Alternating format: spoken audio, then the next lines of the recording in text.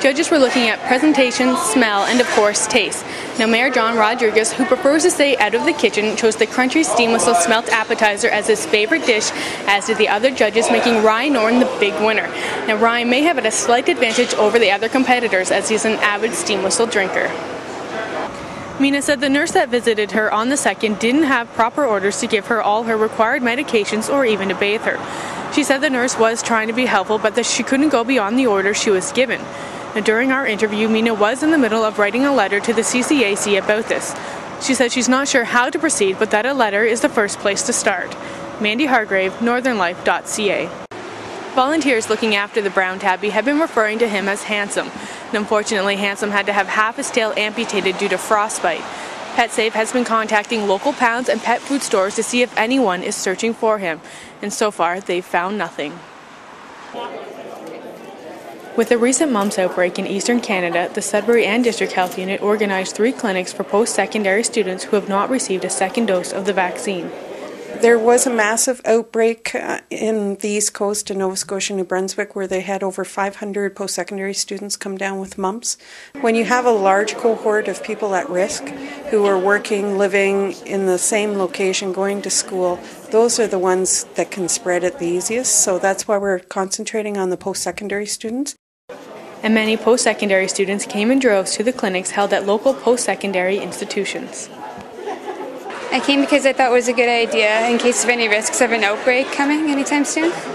The health unit is encouraging anyone born between 1970 and 1991 to get a mumps vaccine, as many people born between these years receive just the 1 dose.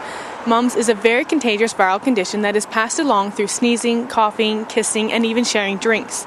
Anyone infected with the virus must spend 9 days in isolation, and there are some very serious complications that go along with it. You can have swelling of the testicles that can lead to sterility, same thing with the ovaries and breasts in women. And you can also lose your hearing permanently, and it can cause meningitis. I don't feel so good.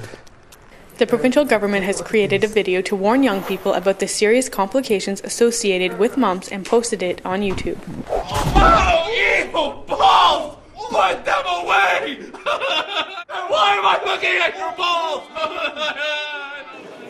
If you missed one of the 3 clinics or you're not in post-secondary school, you can receive the vaccine by making an appointment with your doctor, the health unit, or by going to a walk-in clinic. It's free for anyone who falls between the targeted age group. For more information on symptoms, visit www.ontario.ca/mumps. Mandy Hargrave, northernlife.ca. It was a scary ride for 4 residents aboard a Sudbury transit bus earlier this morning when the bus ran over a sidewalk and slammed into a CP train just after 10 a.m. As a result of the investigation, we're able to determine that the operator of the bus suffered head injuries as a result of the accident, and in addition, one of the passengers on the bus also suffered minor injury. Both have been transported to the hospital for the purposes of having their injuries reviewed and have since been released. The accident scene was cleaned up within a few hours and reopened to traffic. At this time, police are continuing their investigation and say there were icy road conditions in the area which may have played a role in this collision. Now, currently no charges have been laid, but police would like to remind drivers to reduce their speed when driving under these extremely cold temperatures, as the roads are more slick than usual. Mandy Hargrave, northernlife.ca.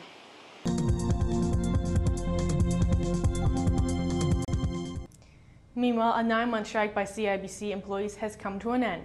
The 2 sides recently struck a tentative deal where workers voted 81% in favor of it on Friday afternoon. The contract includes a guaranteed across-the-board staggered pay increase of 9%. Workers will see an immediate 4.5% increase, while the rest will kick in February and November 2009. A police officer who was gunned down 15 years ago during a routine traffic stop was remembered this past weekend when friends, family, and well-wishers gathered to commemorate the newly created Joe McDonald Memorial Park in honor of the young constable. And the CAA is currently conducting a survey to find Ontario's worst roads. Last year, the city of Greater Sudbury took 4 of the top 10 spots, with Vermilion Lake Road coming in at number 1 overall. And while voting is still underway, Sudbury is already ranked at number 3 for worst roads by city. Over to the outdoors, the Laurentian Voyageurs men's lacrosse team took a beating from the McMaster Marauders on Saturday. The Marauders took the game 12-3, scoring 5 in the first quarter. Laurentian's 3 points were a nice hat trick from Casey Swan.